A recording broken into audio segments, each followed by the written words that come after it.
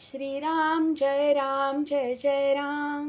श्री अनंतकोटी ब्रह्मांड नायक राजाधिराज सच्चिदानंद सद्गुरु श्री ब्रह्मचैतन्य महाराज की जय. जय जय रघुवीर समर्थ. श्रीराम. श्री ब्रह्मचैतन्य गोंदवलेकर महाराज प्रवचन 17 फेब्रुवारी. नाम भावयुक्त अंतःकरणाने घ्यावे. मला आज देवाची गरज अशी वाटत नाही हे खरे, पण ती कशी वाटेल याचा तरी आपण विचार करावा. भगवत चिंतनाने नामाने ही गरज भासू लागते. गरज इतकी भासली पाहिजे की अन्न पाणीसुद्धा गोड लागू नये.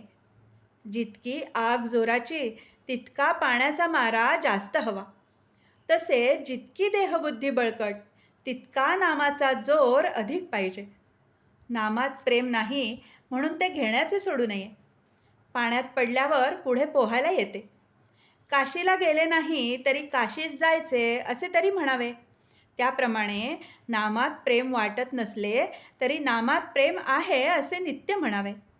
नामाशिवाय दुसरे सत्य नाही, दुसरे साधन नाही असा दृढ विश्वास झाला म्हणजे नाम घेतल्याशिवाय राहवत नाही, आणि ते घेतल्याने त्याच्या सहवासाने त्याचे प्रेम येते. संत देव आहे असे म्हणतात, मीही देव आहे असे म्हणतो. फरक इतकाच की माझे म्हणणे अनुमानाचे असते, त्यांचे प्रत्यक्ष अनुभवाचे असते. संत देहातीत असतात, त्यांच्याजवळ गेल्याने देहाभिमान कमी होतो. प्रत्यक्ष गेले नाही तरी चालेल. भाव ठेवून कार्य जितके लवकर होते तितके देहाच्या सहवासाने होत नाही. तीर्थास तीर्थपण, देवास देवपण आणि गुरुस गुरुपण आपण आपल्या भावनेने देतो. तीर्थास जाऊन जर आपण याने निष्पाप होऊ अशी भावना असली तरच मला तीर्थाचे स्नान होईल, नाहीतर मला ते नुसते पाणीच आहे.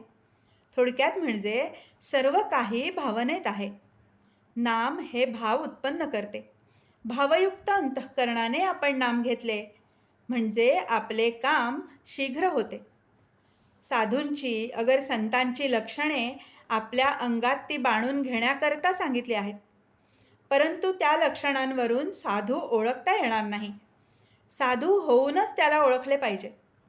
प्रापंचिकाला त्याला ओळखायचे असेल तर त्याने आपल्यावर त्याच्या संगतीचा काय परिणाम झाला हे पाहावे, म्हणजे आपल्यावरूनच त्याला ओळखायचे. आपल्या मनाला काही वेळ तरी शांती मिळाली, आपला मीपणा थोडा तरी कमी झाला, मन निर्विषय झाले, निदान निर्विषय राहावे असे वाटू लागले तर ते साधूचे स्वरूप आहे असे समजावे. साधू सर्वांभूती भगवद्भाव किंवा सर्वत्र मीच आहे असे पाहतात. त्यामुळे सर्वांवर ते प्रेम करतात. सर्वत्र प्रेम करायचे म्हणजे निस्वार्थ बुद्धीने योग्य ते करणे. आपण आपलेपणा काहींमध्येच पाहतो, सर्वत्र पाहत नाही, म्हणून द्वैत प्रचिती येते. साधूंचा मीपणा गेल्याने जगात त्यांना सर्वत्र अभेद प्रचिती येते. ते सर्वत्र भगवद्भाव पाहतात आणि त्यांचे प्रेम अगदी निर्भेळ असते. आजचे बोधवचन. सर्वांशी अत्यंत प्रेमाने, निष्कपट प्रेमाने वागावे. आपल्या बोलण्यामध्ये नव्हे पाहण्यामध्ये सुद्धा प्रेम असावे.